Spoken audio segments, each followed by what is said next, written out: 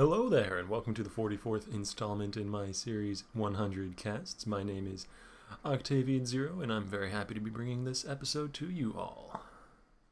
This one was sent in to me by a Diamond 2 player, so it promises to be a very interesting match. Going to be some fairly high skill level gameplay in this one, though. To be fair, I don't only cover the high skill level.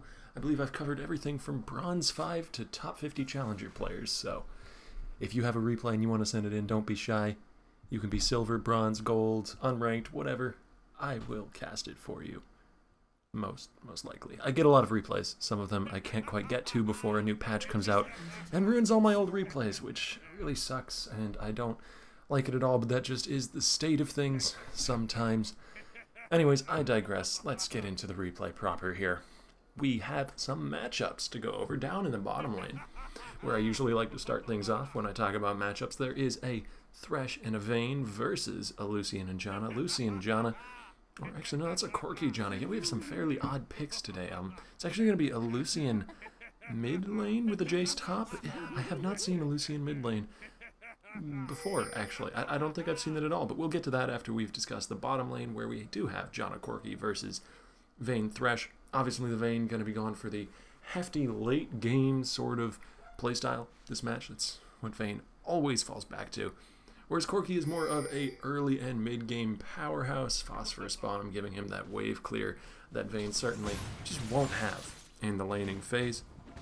But we can move on to one of the more interesting matchups that not that the bottom lane matchup isn't going to be interesting, but one of the more uncommon matchups, we should probably say, here in the middle lane. It's going to be a Lucian versus a Katarina. Now, something I already noticed there, Lucian has no CC, no hard CC at all, or any CC actually, not even a slow.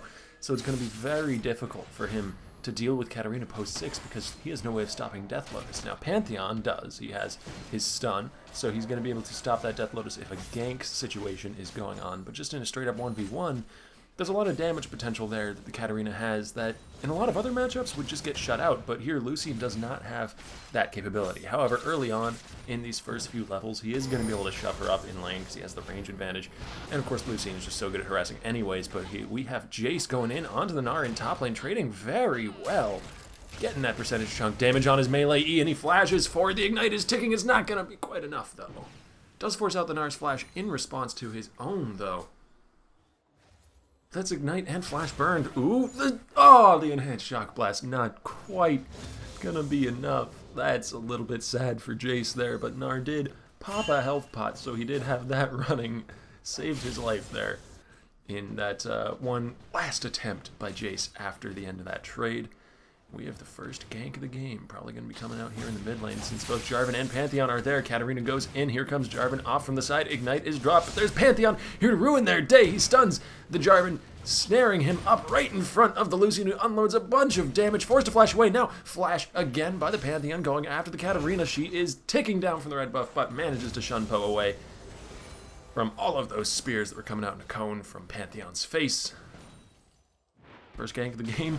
A lot of summoners, but nothing else for either side. Still, first blood is on the table here. Neither team having claimed it 4 minutes into the game, but we've seen longer delays before first blood shows up. So, I don't know. Perhaps it will be right here, actually. Katarina's shun-poing away to the Jarvan, who was there. Lucky for her. Flag and drag back in, but Pantheon and Lucian had already thought better of it and weren't going to be face-checking into any brushes, so a little bit of a late attempt by the Jarvan, but he did do some good work by just being there for Katarina to leap away to.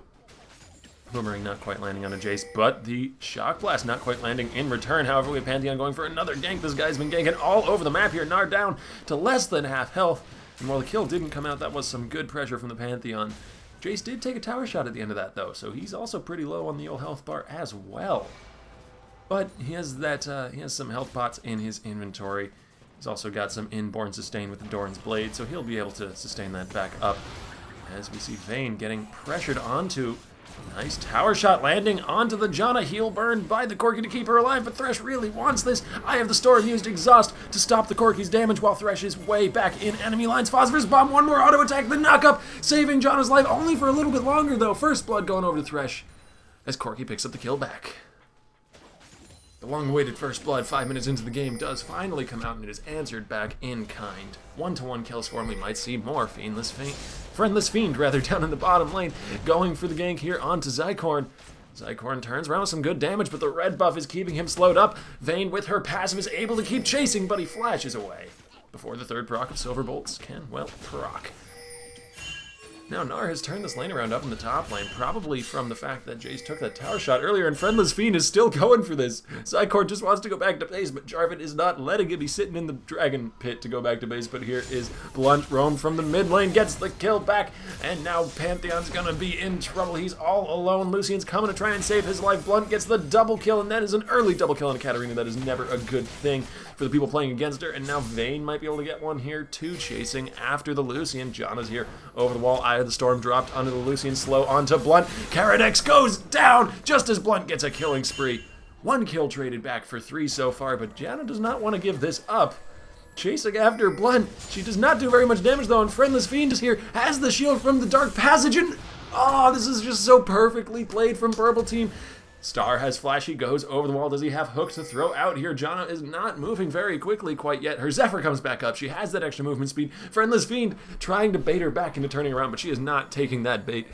Exeltrin's just going to run back through the jungle. Nearly goes down to some tower shots, but I don't think they're going to be able to catch up to her at this point. That was... and the tornado nearly killing Friendless Fiend. Oof. That was just close on so many fronts, and there's Blunt getting bullied back away, but he's fine with that. He's picked up 3 kills at this point. He's going to head back onto base, and despite the fact that he has a CS discrepancy, those 3 kills are certainly more than making up for it.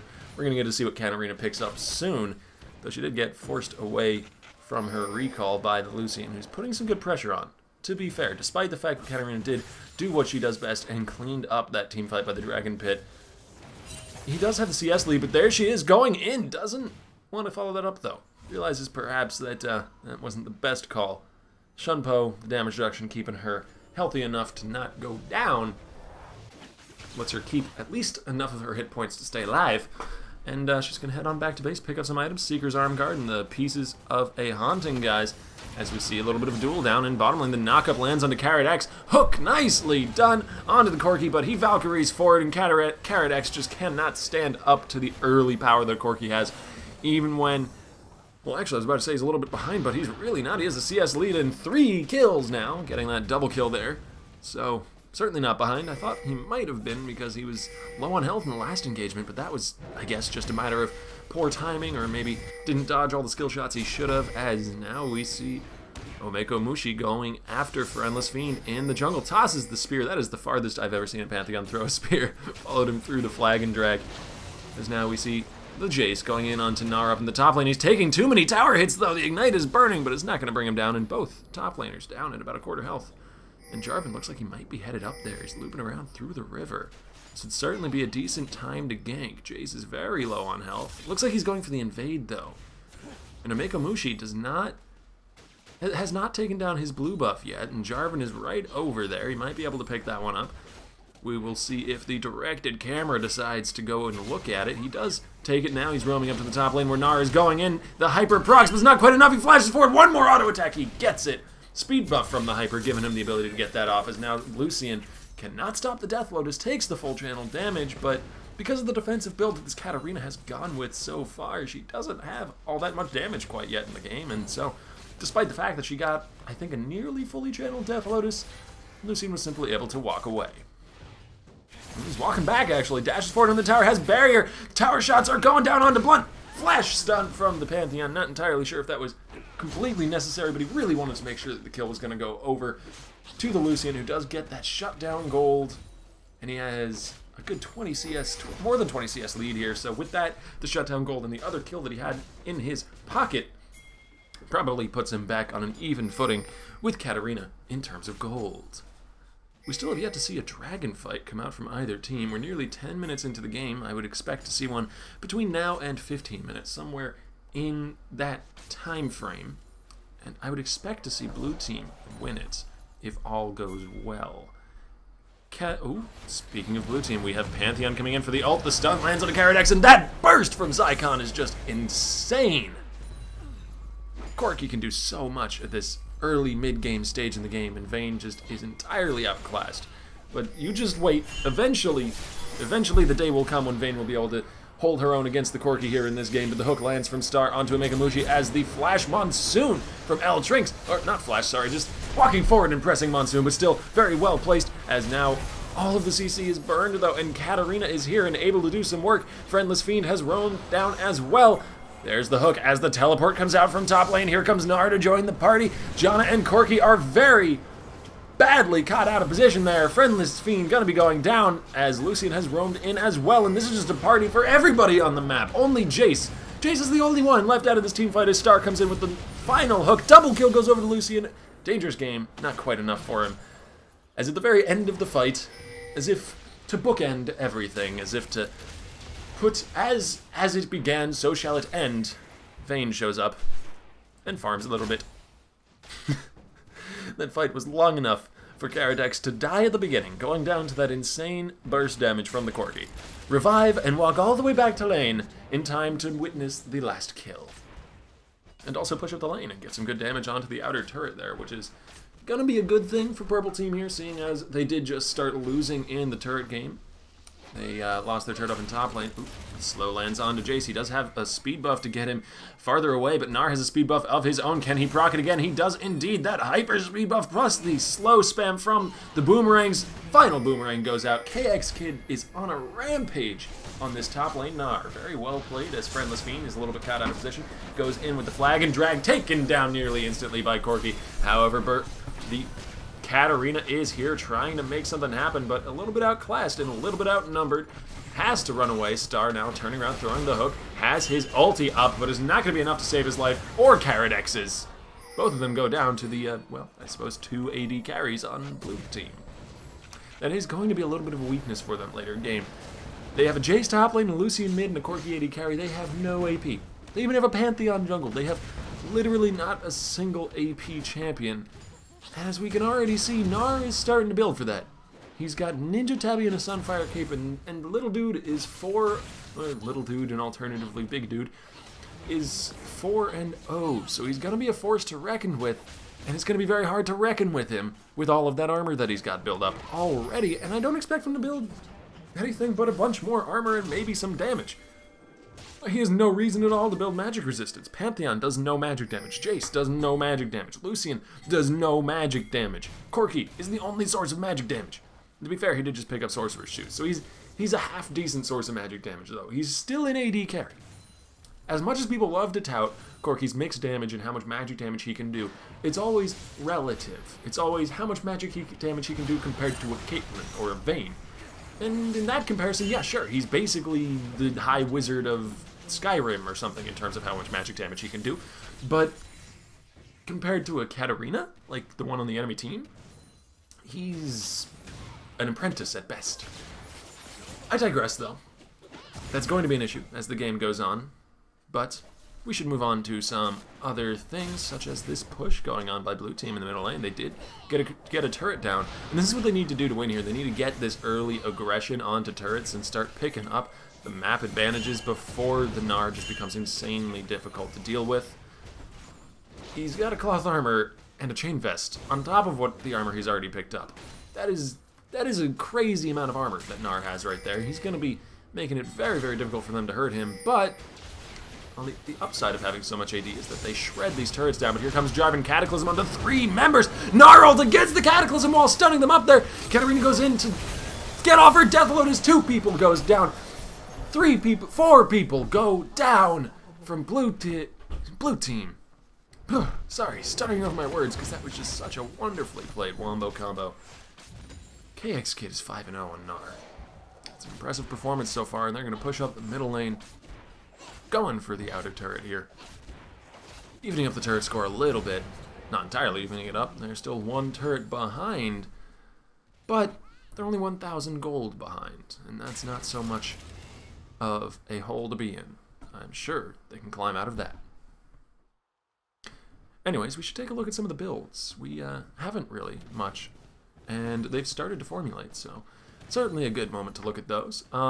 Lucian seems to be going for the fairly standard nowadays Infinity Edge and Yumu's Ghostblade combo that a lot of Lucians like to build. Gives you a lot of damage, especially front-loading some of that damage into the culling, because you can activate Yuma's Ghostblade as you cull and get more bullets because of the increased attack speed that it temporarily gives you, which is what culling scales off of, at least somewhat. The more attack speed you have, the more bullets you get, by the way, for those of you not aware of that. In addition to that, we actually have 3 brutalizers on the team of Blue Team. They're really looking to be very brutal this game. They've got Pantheon building heavy damage out of the jungle, actually, not yet building into any tank items, whereas Jarvan has actually opted to pick up the Ninja Tabby and a Chain Vest, again, stacking on the armor. So he's going to be a lot tankier than the Pantheon will be in these fights. But to be fair, Pantheon can do quite a bit of damage if he does build, well, damage. And another reason for the 3 brutalizers that I see coming out here from Blue Team is what I've been harping on for the past few moments, and what is just made even more apparent by that Thornmail that was just picked up by the Gnar. Yeah, they have a lot of armor, and they're going to need Armor Pen to deal with that as the Cataclysm comes out onto 2 members. Lucian all cut up inside it. He's playing Bouncy House inside that Cataclysm. Knocked up over and over again is now Janna, forced to flash away, and Jace is going to be going down, not before he picks up Katarina, though. Shutdown goal going over to him, but the Ignite burns down Janna off to the side as now Gnar is going to make quick work of this Pantheon. Kills him while he is mid-jump. That is a 7-0 Gnar. Adds a dangerous proposition. Rebel Team going to take advantage of their advantage and push up middle lane. Go for the secondary turret here. Gnar smushing those minions under his giant paws. And he just transformed back out of Mega Gnar form, which makes me a little sad, because I love watching his Mega Gnar form attack turrets, because it has such a great animation. But there is Corki getting caught out under the tower. Triple proc coming out from both Vayne and Gnar. Magic damage and true damage alike, as now Gnar turns back around onto the Lucian. Gets hooked, gets knocked up again. More Bouncy House for the Lucian. He goes down. Gnar now being chased after by the Jace. He wants some revenge. Does get the shutdown, and Jarvan might be next. The red buff is taken. He gets slowed up. Double kill for Jace. They get 2 back, but I'm not quite sure how worth it that really was. They did lose the... Did they lose the turret in the middle lane? It doesn't look like it, actually. So they didn't lose that, as now Katarina is caught out of position. Perhaps the Jace Shock Blast doesn't connect, but he does have red buff and he does have auto attacks. Zonia's Hourglass just in time to survive the damage, takes the Lantern away, and Condemn from the Vayne gonna be stunning up the Jace to stop the chase. Ooh! Nice tumble. Nice tumble to avoid that Shock Blast. Now they're gonna sit in the bush. Star throws out the hook. Carrot X turns around with a few auto attacks, but doesn't want to get close enough for Jace to bring her down. They're kiting this out very well. Thresh does go down in the end, but some sacrifices must be made to win a battle, as now Blunt is chasing after Janna. Janna's very quick. Can she escape before the Shun Po comes up? She does. Well, it doesn't seem to matter. A thrown knife brings down the Mistress of Wind. But Lucian managed to find the Vayne. I'm not quite sure exactly the specifics of that, but Vayne is dead. Lucian did claim that gold. And, you know what's really interesting? Speaking of gold, there's only a 200, not even 500, 200 gold difference here, but it might be extended a little bit. Gnar has found the Lucian out of position, and Lucian simply cannot do anything against that Thornmail Sunfire combo that Gnar is rocking right now. And ulted against the Jarvan wall to stun him up there. Pantheon going to be going down as well. Double kill going over to Gnar, and he lumbers away with barely any health left. But Zycorn cannot effectively chase his friendless fiend, brings him down. Very well played by the Jarvan and the Gnar. And that's a really interesting little synergy there.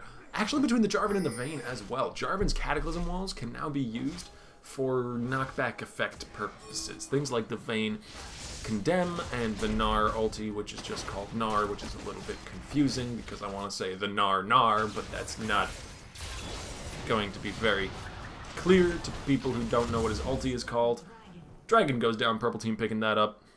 And for the first time this game, Purple Team have the gold lead. Ooh, flash forward from Blunt, goes into the Death Lotus, doesn't quite have enough damage though. Jace manages to escape as the culling comes out, cancelled halfway through because he realizes the bullets aren't hitting. He's going to be dashing forward as soon as Relentless Pursuit is up, but he's not quite relentless enough to get that pursuit. Turns around, doesn't want to face check in, and perhaps that was wise as Gnar is here. Lands the red buff slow. If you can catch the boomerang, he has a blue buff, so he has a very short cooldown on that boomerang. He might be able to chase out the Lucian. Star finishing off that ward though, as this bottom lane outer turret is still up, but Gnar is still continuing the chase after Lucian has the red buff, has the third proc. There's barrier though, baited by the barrier. Lucian manages to escape with only 50 health left as Gnar knocks the Jarvan and the Pantheon against the wall. He will take this, not the Jarvan, the Jace. He will take the Jace as a consolation kill. And he managed... Okay, I thought he managed to escape there. That would have been truly insane. But he did not. He did not manage to escape. He managed to die bravely in a bush in the enemy jungle far away from any of his teammates. Very brave thing to do for the Gnar. But we will return to talking about the builds, because we haven't talked about those in a good few minutes, and it's a bit of a quiet moment on the map, so that's the best time to talk about the builds, because I'm not distracted by team fights.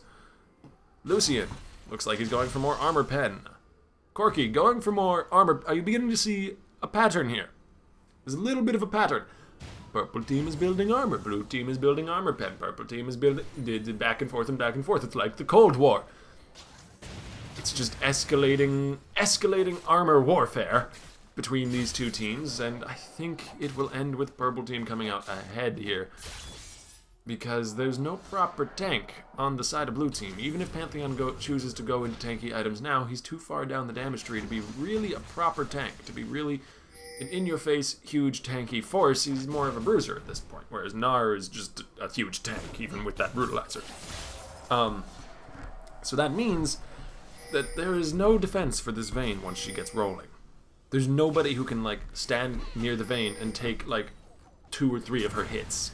So they're gonna have to either kite her incredibly well, wait for one of her mistakes, or die. And I think option 3 is going to be most likely. But we can hold out some hope for blue team. They're getting pushed up the middle lane here. Thresh looking to throw out a hook. Doesn't quite land. Jace feeling that one on the skin of his teeth there. Oh, Cataclysm coming in. Jarvan can close gaps very well, but he's a little bit alone here. Goes down to the Corki as Blunt shows up to try and clean up. Blunt is on a killing spree, bringing down the Janna. However, Vayne falls off to the side, and that is a lot of their damage gone since Gnar has chosen to go with a full tank build. Double kill for Pantheon so far, and Gnar manages to finally bring down the Jace, and that's a double kill for Katarina. And Pantheon, though, has Flash and has Aegis of Zionia. I don't remember how to pronounce that, but he has his shield jump move and brings down the Katarina. Clears out some minions, too, at the end of this. Both teams left with one man standing, though. Janna did just revive. But I will stand by my statement, because Janna is not a man. Also, because Janna died at the beginning of that fight, and she only just revived because she was the first to die. But, yeah. Either way, whichever form of logic you choose to apply to the situation, I was correct. As I always am. My word is gospel. Anyways, I expect Baron to be the next area of contest between these teams. There's some good vision laid out about it by both teams right now. Both blue and purple have vision near and by that Baron pit. And they're still very even right now, despite the fact that purple team is starting to ramp up into the later game and starting to build up the defenses they need to deal with blue team. Ooh, speaking of purple team going in onto blue team here, we have Friendless Fiend, but he goes down so very low. Culling gonna finally finish him off to the side there as Exhaust is dropped onto Blunt just as Death Lotus is popped, completely nullifying the damage from that, but Gnar gonna be finishing off Lucian off to the side as Blunt goes in to deal a huge amount of burst, but is bursted back by the Corki, and now KX Kid is caught out all by his lonesome, and he's tanky, but not quite tanky enough to survive all that. Throws out the boulder, doesn't land, he turns around with a stun, and he is still alive. Okay, he finally goes down to a Mekamushi. That was a very, very long time. We're starting to see exactly why he's built all of those armor items, because they have no way of dealing with this, aside from to just pile onto him for forever and a day until he finally gives. The only reason why that team fight was won by blue team is because Jarvan went a little bit too ham at the beginning, and caught himself caught in a 3v1. His Cataclysm kind of worked against him. And so they were down a member at the beginning of the team fight, and then Katarina, very, very nice exhaust from the Janna as well. That's something that should be mentioned. The exhaust was dropped as soon as Death Lotus started. It was probably predictive rather than reactive, honestly, with the instantaneousness of that exhaust. Sweeperland's gonna be finding out that ward right there. It's a little bit disappointing, but well, actually, blue team doesn't have any vision on Baron at this point. It's all been swept out. They don't have any appropriate vision near that Baron pit. And this is a very poor situation for them to be in. This is really dangerous. Because it's really dangerous to face check into a Thresh. Hook going. It doesn't quite land on the Pantheon, though. Lucian, out a bit alone in the middle lane. Corgi and Lucian should not be alone by themselves in that lane, and Gnar is split pushing bot this whole time. So if they don't have some way of dealing with this, and they don't have the teleport on their team, Jace has decided to go with Ignite. So they do have some global pressure. They have Pantheon ulti. They have Grand Skyfall, but they don't have proper global pressure of the teleport, which Gnar does have. So we might see an engage here. Star looking around, trying to make something happen. Taking a lot of poke back though. To the credit. Ooh, very nice Howling Gale. Going to be completely canceling the flag and drag from the Jarvan. Well placed. This John has been showing up in these team fights. Small ways, nothing incredibly flashy, but very well played anyways. And you don't always have to be flashy. Sometimes just a well-placed Howling Gale or a perfectly timed exhaust can turn a team fight quietly, without huge explosions and loud noises. Gnar pushing down in bottom lane, and blue team has taken this opportunity to go towards the mid lane. Gnar opting to go with his teleport, but the tower dies before it can finish. That's got a sting. And they managed to bring down the first inhibitor tower of the game. Cullen coming out onto the Thresh here, and he gets nearly brought down before he flashes away and drops the box at the same time. Now Blunt, oh lord! Thresh was in the very wrong situation at the wrong time. He goes down to the tip of the piercing light as now Jarvan is off on Friendless Fiend off to the side. Getting brought down, Purple Champion has slain Jarvan. He goes down in the end, and Gnar is tanky, but he doesn't have backup at this point except for the Katarina. Woo, double kill for her as now Vayne is showing up, and we should have some janitor skins for these two players. They are cleaning up big, and I'm not entirely sure what just happened there. Jace is alive, and Vayne is not. Thresh reviving, has home guards, but it's not going to be quick enough to stop this inhibitor from falling. Not even going to be quick enough to take revenge, as his Sunfire Cape did him in. As he ran past the minion, it damaged it, and he lost his home guard buff because of that, so his own Sunfire Cape working against him. Lost his Boots of Mobility as well. Sunfire Cape's Boots of Mobility is a little bit of an anti-synergy in your item build, since you lose the extra movement speed that Boots of Mobility grants you as soon as the Sunfire Cape deals damage to something. But we should take a look at some of the builds here. We have Armor Pen all over the board for blue team. They have 2 Black Cleavers. They have 3 Last Whispers. That's a lot of armor penetration. They're looking to penetrate all of the armor which purple team has built up. There are 2 Thornmails. There are 2 Sunfire Capes. There is what seems to be a 3rd Thornmail coming out from Jarvan soon. There's a Randuin's Omen. There's a Frozen Heart. I think there's literally every major armor item in the game on purple team right now in somebody's inventory, or more than just one somebody's inventory. That is a lot of armor. They're going to be very armored. I don't know how many ways I can say this. It's a very important point.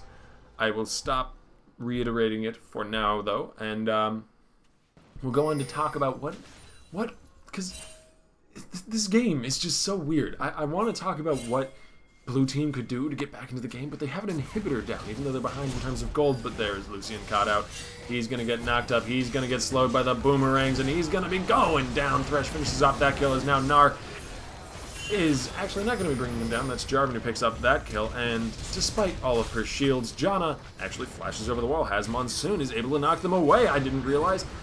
Well, I should have realized. Janna's the queen of peel, but she is able to peel back enough as now Friendless Fiend and his friends are going to be starting off the Baron.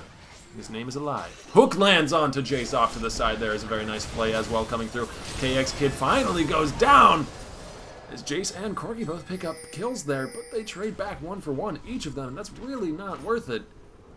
However, because of the pressure in the middle lane from those super minions, ooh, John is doing a very nice job of stopping them going back to base here. He's actually dueling it out with this Thresh still. Friendless Fiend comes in with the red buff running. He slows her up. But I really don't think this is worth it, even if they get the kill. Here comes Pantheon with Grand Skyfall. He's here. The knockup goes on a Thresh, and a spear throw finishes off the kill. Janna play constantly. This Janna is just showing up. She peeled back when I didn't expect her to be able to. She stopped them from getting back to base. So they gave a kill back to Pantheon, and that's all going to snowball and roll on and on into this Baron, which I'm pretty sure they're going to be able to secure without any contest, though Gnar is teleporting in, and he has home guard. He's running in, gets knocked up by the Janna Tornado, and I don't think he's going to be able to steal this. There's a smite secure from the Pantheon. Now he's stunned up. His armor's being shredded away. He's going down actually fairly quickly. Leaps in, but there's Corky off to the side. Gonna bring him down. Kill goes over to Lucian in the end as Jarvan's a little bit trapped in the pit. Gets stunned up. His armor's being shredded by the Black Cleavers as well. And he goes down. A little bit unceremonious looking. Didn't really have anywhere to go. Stranded out in the pit. And they had already taken Baron buff, so I'm a little bit surprised actually that he went in there. They knew they had taken Baron buff as well because Gnar was there when it got smited, so they saw it go down. So not entirely sure what he was hoping to accomplish. Perhaps there's just a little bit of a miscommunication on the part of Team Purple. Purple Team's turret has been destroyed up in the top lane. That is the secondary turret and the 6th turret of the game falling. Blue Team have, I want to say, a decisive lead, but really it isn't. They're ahead by 600 gold, that's it. But they have a fairly decisive lead in terms of map control. They do have another turret going down on their side, and it looks like they're focusing on the inhibitor as soon as they bring down this Thresh, and maybe the Gnar right after. They are hungry for blood. They're chasing after him. He's going to be hopping in, though. He's perfectly okay with this. Stuns people up against his own inhibitor. There's the Monsoon to try and peel them back, but it's not going to be enough. Triple kill for Katarina. Vayne picks up the other kill, so it's not going to be a quadra. As Corky flies away with Valkyrie, they might be able to catch up to him. They do have Vayne passive, and they have a Jarvan flash forward from the Vayne, stunned up against the wall. Ace! 2 kills for Vayne, 3 kills for Katarina. And that is the turnaround they needed. They also managed to stop the inhibitor from falling, and their middle inhibitor just respawned. So they no longer have to deal with super minions, at least for a little bit. And what the hell? I apologize for the language, but that was weird. I think Vayne just took a nap or something. Low replay has strange bugs. Or actually, I think this might be... Yeah, this is a replay from Lol King now. Because Lol King records... For those of you who don't know, Lol King records everything Diamond 4 and up. And since the player was in a Diamond 2 game, you could simply send me the Lol King file for it. And yeah, that was... It's really convenient of them to do that, at least for the higher level players. And I can understand why they can't do it for the lower level ones. That would be way too many games for their resources to be constantly handling. There are so many people who play this game. It's wonderful and also just a little bit intimidating how many people actually play League of Legends. And it looks like the Thornmail has been completed by Jarvan, so that is 4 armor items. Even his boots have armor. Jarvan is so very tanky at this point. So is the Gnar. And even the Thresh is getting to the point where he's going to be insanely hard to deal with for the full AD comp from Blue Team. I say it a lot, but I'll say it again. They are full AD, aside from Corky. And Corky kind of sort of counts.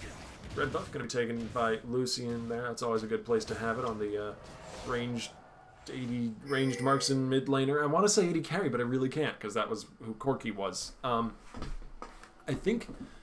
No, that's not a 4th Last Whisper. I thought that was a 4th Last Whisper completed by Blue Team there, but it isn't. And they do have a little bit of AP, actually. Janna looks like she's going into a Zhonya's Hourglass, but we have an engage here by Friendless Fiend on the Jarvan, hooking back the Pantheon and isolating all by himself. Blunt is on a rampage. And they just don't care about this poke coming back at them. Leap in, knocked up by the Howling Gale, though. Not going to be able to follow this up with anything. And they do care a little bit about the Corky poke. That's magic damage, and they have no resistance against that, so those rockets are going to be hurting a bit. Ooh, flash forward, lands the hook onto Zakorn. He's pulled back, knocked up against the wall, taking so much damage, but he managed to survive. The shields from Janna are perfectly timed. However, Gnar does flash forward to finish off the kill as Zhonya's Hourglass is popped by the Katarina to survive under the turret, as now Vayne is nicely kiting around this Janna, manages to bring her down. Rampage there, and they're going to be pushing into their first inhibitor tower. Flash shut down by the Jace as he goes in. He is well, no, that's Blunt who's unstoppable. As Jace actually goes down, the burst from Katarina proving too much for him. Thankfully, though, Mystic shows up just in time to finish off the kill, defend the middle inhibitor turret, and, well, not chase after Blunt, because Katarina is fairly difficult to chase down. Though there's a ward that she's basing right next to. Lucian, yeah, she does cancel her base there, seeing that Lucian is continuing to push that wave up, doesn't want to get ambushed and taken out by a piercing light or something like that, so... Mystic going to be pushing up the middle lane here all by himself as the Speed buff is popped by the Thresh. He's going in. He lands the flay back. He's saving the hook for when he needs it, but he doesn't even need it. Throws it out. Hits a minion, though, not the Pantheon. He might be able to escape. However, the red buff is on him, and Mega Gnar has the CC. Stuns him up against the wall, but misses the secondary stun since he flashes over to the Wraith camp. But hey, that's a flash and a kill. That's perfectly worth it. As they're going to push up the middle lane again. This game has been so back and forth. I think this is the largest gold lead we've had. 3,000. That's the largest we've had, and we are 35 minutes in as now. KX Kid might be in some trouble. He's getting burned down pretty quickly. Jace going in. He has the Yumu's Ghostblade for the speed buff. Tosses out his Q, but it's not quite enough. As there's the ulti from Pantheon. He's coming in to join the fray as well. Shut down going over to Jace's Katarina falls. This might be the disastrous fight for purple team here, because we're far enough in the game that the death timers are pretty long. Friendless Fiend going to be going down next. He goes back into Cataclysm as Vayne trying to kite around, but she's kind of all by herself here. Taken into half health by the Shock Blast. Goes into Guardian Angel, but she has nowhere to go once she's up. They drop a ward over the wall, even just in case she flashes, but she doesn't have the time for that. There's a hammer to the face. Jace brings her down, and they're going to push in onto the middle inhibitor once more. Boomerang's tossed out by Gnar, but that's not going to stop them. Take out the next minion wave and the next one. And then the tower's right there after. It's going to be a miracle here if purple team can hold on to this game. Maybe Gnar can have that miracle, though. He leaps in. He has his ulti, knocks him back under the tower, but he goes down in the end. Ace going over to Corki, and he only trades back 1 kill for it. However, we do have the respawns on Katarina and Thresh. We're not incredibly late into the game. They do spawn back fairly soon. Blunt goes in. He has Death Lotus popped. He has forced to go into Zonia's, though. Dark Passage saving his life as Star tosses back to slow to try and keep them at bay. Katarina goes down, though. She goes back in trying to be the hero, trying to make something happen, but here's Jarvan being the hero now. Cataclysm, but the heroics just aren't paying off here, but maybe Vayne can be the one. Lucian goes down, Corki goes down, and here's Janna going down. Triple kill for Vayne. She is the chosen one. God, can this game just please have a resolution? I'm on the edge of my seat so many times. I don't have enough edge to this seat. I'm gonna fall off soon. I can only go so far. You have to give me a moment to move back onto my seat rather than just pushing me further and further towards the edge. You're gonna make me fall, goddammit. Clearing out a pink ward. Looks like they might want to start up a Baron here. Flag and drag over the wall from Friendless Fiend. He's going to be tanking that up, and he has so much tankiness that he doesn't care one whit about this Baron. Not a single whit. He's going down very quickly to the percentage chunk from Vayne.